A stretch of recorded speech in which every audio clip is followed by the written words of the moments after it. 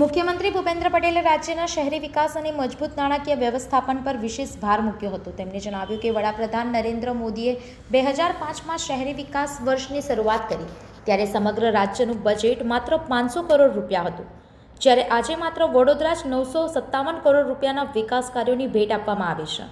મુખ્યમંત્રીએ ઉમેર્યું કે આજના દિવસે ગુજરાતનું શહેરી વિકાસનું કુલ બજેટ 30,000 કરોડ સુધી પહોંચ્યું છે। તેમણે કહ્યું કે ગુણવત્તાવાળું કામ કરવાથી વર્ષો સુધી સમસ્યાઓમાંથી મુક્તિ મળે છે અને જરૂરી નાણાં પણ ઉપલબ્ધ થાય છે। ગુજરાત આજે સમગ્ર દેશમાં ફાઇનાન્સ મેનેજમેન્ટમાં પ્રથમ ક્રમે છે। વિકાસ માટે કોઈની કચડિયા નથી। પહેલાં યોગ્ય વ્યવસ્થા કરી બાદમાં નિર્ણય લેવાયા છે, જેમાં સાબરમતી રિવરફ્રન્ટ પાસેના દબાણોનું ઉદાહરણ અપાયું। મુખ્યમંત્રી તરીકે કેટલાક કડક અને લોકહિતના મક્કમ નિર્ણય લેવા પડે છે। વડોદરામાં છેલ્લા 20 વર્ષથી ચાલતી ડ્રેનેજ અને પાણીની સમસ્યાનું લોકાર્પણ સાથે નિરાકરણ આવ્યું હોવાનું પણ તેમણે જણાવ્યું હતું। ડેવલપમેન્ટ માટેનો જે વિચાર અને એને આગળ વધારવા માટેનું ફાઇનાન્શિયલ પોઝિશન જે જોઈએ એ માનનીય વડાપ્રધાનશ્રીએ બે ખાલી તમને હજુ 500 કરોડ રૂપિયાની વાત કરી કે એ વખતે 500 નું બજેટ હતું, પણ એમણે એ વખતે જાહેરાત કરી કે 5 વર્ષમાં 7500 કરોડ રૂપિયા અમે આ શહેરી વિકાસ વર્ષ અંતર્ગત વાપરીશું। 7500 કરોડ રૂપિયા, અને એટલે એ વખતે શહેરી વિકાસ વર્ષ વિજવ્યા ત્યારે આપણને ઘણી બધી મુશ્કેલીઓ એ વખતે અહીંયા આગળ બધા એનવી પટેલ ને લાખાવાલાજી ને બધા ઘણા વડીલો પણ બેઠા છે કે ભાઈ આજે એ વખતે તમે 1 લાખ રૂપિયા કે 5 લાખ રૂપિયાનું કામ કરાવવું હોય તો કેટલા બધા આટા ફેરા મારવા પડે તારે એ કામ થતું ને। આજે લાખની વાત જવા દો, કરોડનું કામ કરાવવું હોય તો તમે કોર્પોરેટરને ઇઝીલી કહી શકો છો। આ જે માનનીય વડાપ્રધાનશ્રીએ મજબૂત પાયો વિકાસની રાજનીતિનો નાખ્યો છે ને એના પરિણામ સ્વરૂપ આજે આ પરિસ્થિતિ, અને સાથે સાથે ફાઇનાન્શિયલ મેનેજમેન્ટ પણ એટલું મજબૂત કર્યું છે, અને એટલે આજે ગુજરાત આખા દેશમાં ફાઇનાન્શિયલ મેનેજમેન્ટમાં નંબર 1 પોઝિશન ઉપર છે। નંબર 1 પોઝિશન દરેક કામ કરવા પાછળ એક તમારી દ્રષ્ટિ જોઈએ અને તમારી મક્કમતા જોઈએ। મક્કમતાની વાત કરું તો અમદાવાદનો રિવરફ્રન્ટ લગભગ બધાએ જોયો હશે, નહીં જોયો? જોયો જ હોય ને, પહેલા જોયો હશે, અને પહેલા અમારામાંથી એ બધાએ જોયો હશે। પોલિટિકલ વિલની વાત કરું છું, પોલિટિકલ વિલ કે ભાઈ અહીંયા આગળ સીએમ થયા પછી પોલિટિકલ વિલ હોય તો જ અમુક વસ્તુ થઈ શકે। એની અંદર એ રિવરફ્રન્ટમાં લગભગ 8 થી 10,000 જેટલા ઝૂંપડા હશે ત્યાં આગળ, તો એ લોકોને શિફ્ટ કરો તો એ રિવરફ્રન્ટ બને। તો એ લોકોને પાક્કા મકાનો આપી અને ત્યાંથી શિફ્ટ કરી અને આજે આ રિવરફ્રન્ટ ઉપર, એટલે ડેવલપમેન્ટ માટે કોઈને કચડ્યા નથી, એને પણ ફરીથી પાછા બધા મકાનો આપ્યા છે ને એની અંદર ડેવલપમેન્ટ કર્યું। બાકી તો ઘણાએ આ જોયું હશે, ઘણા ફોરેને ફરી આવ્યા હશે, પણ બધાને એમ થાય કે આ જો આને હટાવવા જઈશું તો આપણે હટી જઈશું। વિચાર એવો જ આવે કે ભાઈ આ તો, પણ લોકોની સુખાકારી માટે જે કડક નિર્ણયો કરવા પડે એ એક પોલિટિકલ વિલ સાથે એમણે કર્યા, અને એટલે જ આજે ગુજરાત દેશનું ગ્રોથ એન્જિન બન્યું છે। અને ગ્રોથ એન્જિન સાથે જ્યારે આપણે આગળ વધી રહ્યા છે ત્યારે વડોદરા શહેરમાં આજે પણ હું પૂછતો હતો કે ભાઈ હવે તમારામાંથી પણ બધા એમાં સહકાર આપી રહ્યા છો કે સ્વચ્છતા હવે સારી રહે છે? કે પાછા શાંત થઈ ગયા બધા રહેશે? એમ જરા જોરથી બોલો તો બધાનો ઉત્સાહ જાગે, જે કામ કરે છે એમનો ઉત્સાહ જાગે, જે સફાઈ કર્મચારી કામ કરે છે એ લોકોનો ઉત્સાહ આપણે વધારવો જ પડે।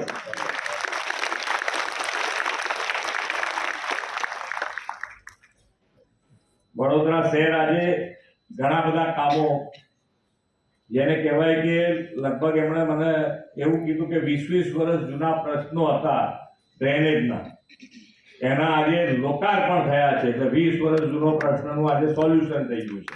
957 કરોડ રૂપિયા. આ હું એટલા માટે યાદ કરાવું છું કે જ્યારે માન્ય વડાપ્રધાન શ્રી અહીંયા મુખ્યમંત્રી હતા ને 2005માં શહેરી વિકાસ વર્ષ શરૂ કર્યું, તો એ વખતે શહેરી વિકાસનું બજેટ 500 કરોડ રૂપિયા હતું. કેટલું? 500 કરોડ રૂપિયા આખા રાજ્યનું. અને આજે આપણે એક જ શહેરમાં 957 કરોડ રૂપિયા એક દિવસે.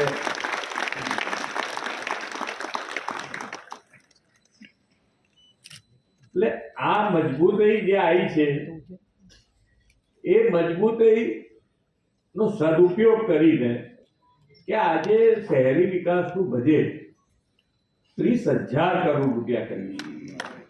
આ વર્ષે પણ આપણે શહેરી વિકાસ વર્ષ ઉજવી રહ્યા છીએ, તો એની અંદર 24,000 કરોડનું બજેટ આપણે 30,000 કરોડ રૂપિયા લઈ ગયા, એટલે એ પણ મોટો જમ્પ આપ્યો છે. એટલે શહેરી વિકાસ વર્ષ તરીકે ઉજવવાની સાથે સાથે બજેટની પણ જોગવાઈ એટલી કરી છે કે તમને ક્યાંય તકલીફ પડે એમ નથી. હવે તમે કામ કરો, ક્વોલિટી વાળું કરો, એટલે તમે 5 વર્ષમાં પૈસા વાપરતા થાકી જાઓ કે હવે ક્યાં ગાડી, હવે શું કામ કરવું, કે લિસ્ટ બનાવવાનું શરૂ કરો આજથી કાઢો કે ના અમને થકવાડી દેવા છે, તોય વાંધો નથી અમને. બ્રિજના કામ શરૂ થાય છે, બીજા પણ કરવાના હશે તો આપણે આગળ કરતા જઈશું. પણ ગ્રીન મોબિલિટી માટે પણ વડોદરા શહેર ઈવી હબ, ઈવી બસ ટર્મિનલ, ગ્રીન મોબિલિટીના પ્રોત્સાહન માટે વેસ્ટ મેનેજમેન્ટ અને રિન્યુએબલ એનર્જીની દિશામાં પણ વડોદરા શહેર આગળ વધ્યું છે, એ અભિનંદનને પાત્ર છે. પણ આપણે પાણીની વાત આપણે કરતા હોઈએ, જે આપણે કહીએ કે દ્રષ્ટિવંત નેતૃત્વ માન્ય વડાપ્રધાન શ્રી, એના માટેનું એક ઉદાહરણ કે ભાઈ અત્યારે આપણે પાણી સિટીમાં હોઈએ એટલે પાણી વાપરવાની કોઈ એવી તકલીફ ના પડતી હોય, મળતું હોય પાણી વાપરે બધા, એમાંય ના નહીં. પણ એ પાણી જ્યાં જ્યાં આપણા ગુજરાતમાં પણ ટ્રેનો પાણીની આવતી, રાજકોટ ને બાજુ, તો આજે એમાંથી આપણે બહાર આવી ગયા છે. તો આજે પાણી વાપરીએ એનો ના નથી, પણ ભવિષ્યની પણ ચિંતા આપણે જ કરવાની રહી કે આપણું ભવિષ્ય શું, ભવિષ્યમાં પાણીની તકલીફ ના પડે એના માટે આજથી આયોજન. અને આખા ભારત દેશમાં કેચ ધ રેન અંતર્ગત એમણે આખું અભિયાન શરૂ કર્યું છે. અને વરસાદનું પાણી જેટલું સંગ્રહ થાય એટલું સંગ્રહ કરવાનું, અને ના થાય તો એને જમીનમાં કેવી રીતે ઉતારી શકાય એ અભિયાન આજથી શરૂ કર્યું છે. ગ્લોબલ વોર્મિંગની પણ આપણે વાતો કરતા હોઈએ કે ભાઈ ગ્લોબલ વોર્મિંગ, વરસાદ એક બાજુ પડે ત્યારે એક જ સાઈડે આખો એક જ દિવસ કે 2 દિવસમાં મેક્સિમમ વરસાદ પડી જાય, આખા સિઝનનો વરસાદ પડી જાય. આ બધામાંથી બહાર નીકળવા માટેનું પણ આયોજન શું હોઈ શકે, તો કે ભાઈ ગ્રીન કવર જેટલું આપણે વધારીશું એટલા આની અંદરથી ઝડપથી બહાર નીકળી શકાય.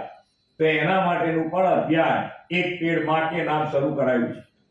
તો એના માટે પણ આપણો પ્રયત્ન હોવો જોઈએ કે આપણે એક ઝાડ જ્યાં જગ્યા મળે ત્યાં આપણે ઉગાડવું જોઈએ. તો જ આ બધા જે પ્રશ્નો ભવિષ્યમાં આવી શકે છે, ભવિષ્યમાં વધારે આપણને હેરાન કરી શકે છે, એનું આજથી આપણે પ્લાનિંગ કરીને આગળ વધીશું. તો જ આપણે જે વિકસિત ભારતનું જે માન્ય વડાપ્રધાનશ્રીનું સપનું છે એને પૂર્ણ કરવા માટે ગુજરાત લીડ લે, અને ગુજરાત ત્યારે જ લીડ લઈ શકે કે આપ સૌ સાથે મળીને આગળ વધો. સંવાદદાતા સાથે અભિપ્રાય ન્યૂઝ, વડોદરા. આવા જ વધુ સમાચારો જોવા માટે સબસ્ક્રાઇબ કરો અમારી યુટ્યુબ ચેનલને અને જોડાયેલા રહો ફેસબુક, ઇન્સ્ટાગ્રામ અને ટ્વિટર પર.